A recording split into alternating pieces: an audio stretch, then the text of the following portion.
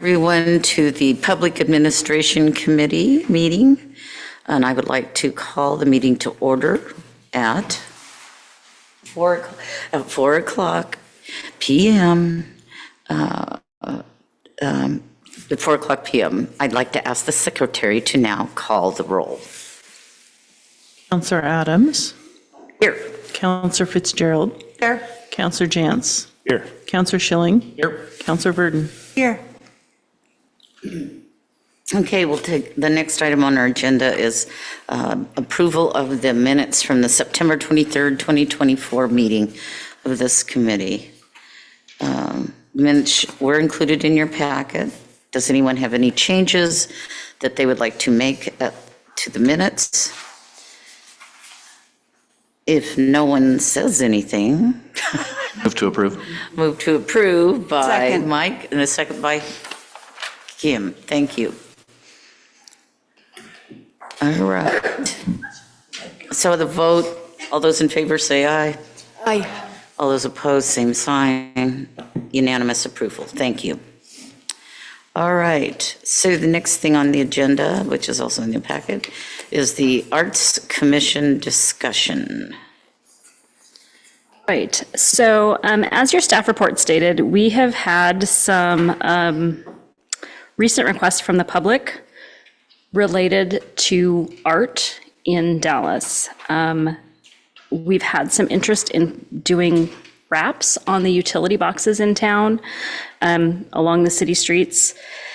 And there has been some talk about like maintenance of the murals that we have downtown and potentially new murals. So staff has talked about the possibility of forming an arts commission, which would be an advisory committee to the council that could, issue grants. We could have a small budget and they could do grants for public art during the year. The committee could work on fundraising to purchase public art, talk about maintenance. There's a number of different things that the Arts Commission could do. So I guess our question to you is this something that you would be interested in looking into further? And if so, what are some criteria? What are some things you would like staff to look into, what other cities do, so that we can bring information back to you that's going to be useful? And I did, in the staff report, we did include what some other cities' arts commissions do. Some only work on finding different art to put in their city hall. Some do issue grants.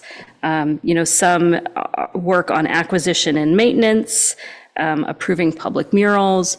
So if you can just give us some guidance on what information you would like us to bring back to you, if this is something that you're interested in. Well, for me personally, if it didn't cost the taxpayers anything, I mean, if somebody wanted to donate their art or you wanted to fundraise for the art, so be it. I guess for me personally, I don't really care for murals, but some people do. I'm probably the only person in this room that doesn't really like it, but I don't really like it. So I did receive some information of two groups that were interested. The DDA and the Dallas Arts Association, who have partnered before, would like to partner with this endeavor for the Dallas Arts Commission. They've already have had opportunity to help in creating and would love to be able to be sitting on at the same table to do that. And they're also, so you have out there the DDA and Dallas Arts and those kinds of things. And so, yes, that would be, I do have a contact and I'll give you the. And we could look at, if an arts commission is something that the council is interested in, we could specify in that committee's rules that we have somebody, a representative from the Dallas Arts Association and the Downtown Association on that committee. that's completely up to the council. I love art personally. I mean, I teach art as one of my other subjects, but you also run into, well, one, the cost to taxpayers, especially with the way the budget's been going. But also it can cause problems if, it depends on what the art is. You know, I mean, I have no problem with nude sculptures in the slightest. I think they're beautiful. Other people are like, oh, naked people. So it really depends. I love the historical murals that are around, and I would love to see those touched up. But I know from when I lived in Staten, it was at that time called their arts panel. And when they would meet, their first thing was going out to community members and groups, schools, and getting volunteers to like retouch the murals and, you know, fix up some of the pretty sculptures they have in their parks. So that would be a first step. I mean, that would have to be part of their plan, not just getting grant money, because that can be very expensive too. And would the committee do it okay? And that would be something that the council would decide, you know, I would imagine it would be an advisory committee to the council. So they would meet, review, you know, Even if proposed it art was and like make a recommendation. volunteer type of a makeup. Yeah, just like any of our advisory committees, you know, and again, you guys can kind of make the rules. And so you could say if someone had a proposal for a public art installation or a mural, the committee could discuss it and bring it to the council for approval. What was the process for the murals that are already up? I mean, if we don't have this committee, can people still do art? I don't know exactly what the process was for those murals. I wasn't involved in that. I vaguely recall that it was the community development director was involved somehow with it, but I don't know what that process looked like. Even the wings was that way, right? Can you guys sit closer to The your- Wings project was done through our event coordinator. Yeah. So if somebody put up a mural without this committee, they would be asked to remove it, or? Part of your rules. It would depend on the rules. If you form an art commission, you could make rules that, you know, I mean, we could address, you could address that in the formation of that commission. So I guess for now, if there's enough interest, what we'll do is just bring it back to the administration committee sometime early next year with some examples of what other cities have done.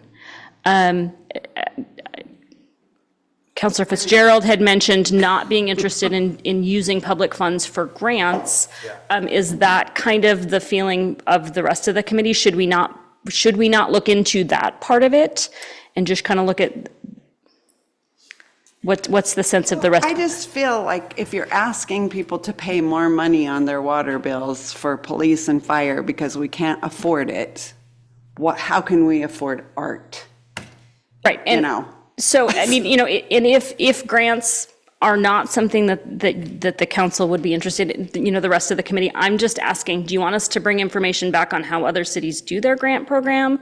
Or do we not bring that information back and just bring some I don't want to samples? explain to constituents how we have money for that, but not for our police and fire.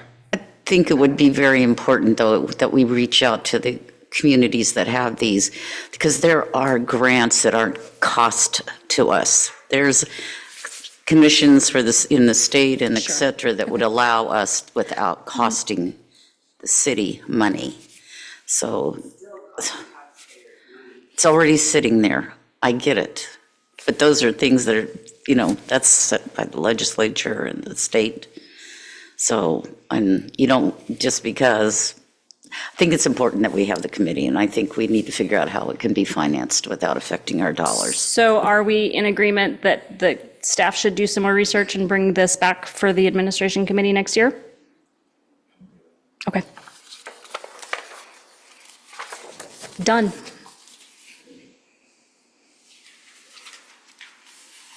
Right. So the next thing on our agenda is the council rules of procedure. Okay. I don't remember which council meeting it was, but Councilor Briggs had requested that the committee review and make a change to the council rules of procedure, section 7.6E regarding public comment. His recommendation was to change the language to read testimony will be limited to 3 minutes unless a longer time is announced by the mayor. It currently says it's 5 minutes unless a shorter time is announced.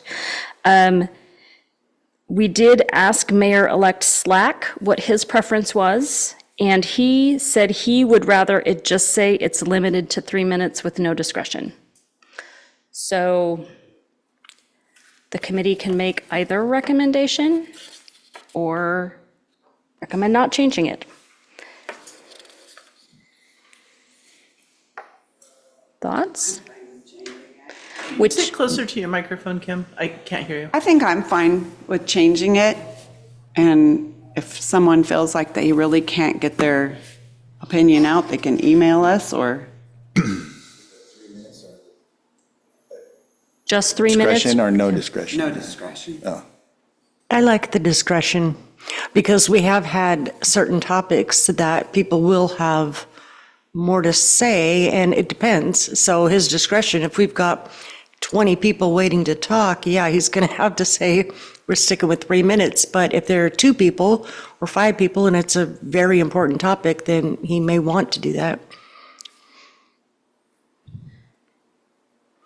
I prefer no discretion. Just so you know, and you can correct me if I'm wrong, at any point in time, council can actually change those rules for that meeting, I believe. You just make a motion to extend public, same as, it would be in the council's hands instead of the mayor's hands at that point. So if we felt, Am I correct? I believe that's right. I mean, I think this is a way of more of setting expectations than a substantive change to procedure. It's. Right, so some person doesn't come in and say, well, it used to be 5 minutes, why are you limiting me to 3? But yeah, I mean, I think this is not an ordinance, this is something that can be changed by the council, you know, whether or not it's stated as having discretion by, I mean, I guess if the mayor has discretion, then that creates a second avenue for discretion, but even without that, I think you're right, the council would be able to change it in individual circumstances. But from my understanding, that would have to occur before the first person speaks. That way, everybody has the same ability to speak the same length of time. Not, we're interested, please talk more. Right. Right, so according to whatever's on our agenda, we just put that idea out there and then we vote on that or something? Like extending the time for a specific meeting or It's, topic? I guess I'll if, have to look at the rules on that. Yeah. I think because it's not an ordinance, it's just a resolution that the council could do that, and I don't think there's a special notice required for it. Right. Um, I mean, somebody just has to suggest it. Oh, I think this is an important topic, let's extend our, okay. I just want to understand how it works. and with that, I would say I would take Mayor-elect Slack's recommendation for no discretion, just eliminate the second half of that. With the council having discretion, I'm fine with that too. same. I also think because if it's something that they need more time, usually the staff does great at communicating something if they have more questions that's not just public comment, so. And I will point out, there are probably other changes that we may need to make to the rules at some point. It has been our practice to bring that to the new administration committee in the January after an election. So we will bring this back at that time. If you guys can take the time between now and then, if there is anything else that you're interested in making a change to, just feel free to send that in an email to Brian or I so that we can include that in our staff report for that meeting in January. Or are we waiting on that? Yeah, if we can, can we Do we need a motion? This needs to be, Counselor Briggs's intent was to implement this one now. And then we'll. Resolution Yes. to make the council rule change for that one item at the December 9th meeting? If we could. And if we can maybe make a motion. I move to direct the city attorney to draft a resolution adopting the proposed change to section 7.6E of the council rules of procedure for consideration at the December 9th, 2024 city council meeting, and to only reflect the limited to 3 minutes and strike the second portion. Second. Got a second? That's Micah, thank you. All right, any other discussion? Okay, good. All right, all those in favor say aye. Aye. All those opposed, same sign. All right, you guys rock. Okay, that one's gone. That was done. All right. Got nothing else? Got nothing else? I don't have one of those. Anyway, meeting's adjourned. Thanks.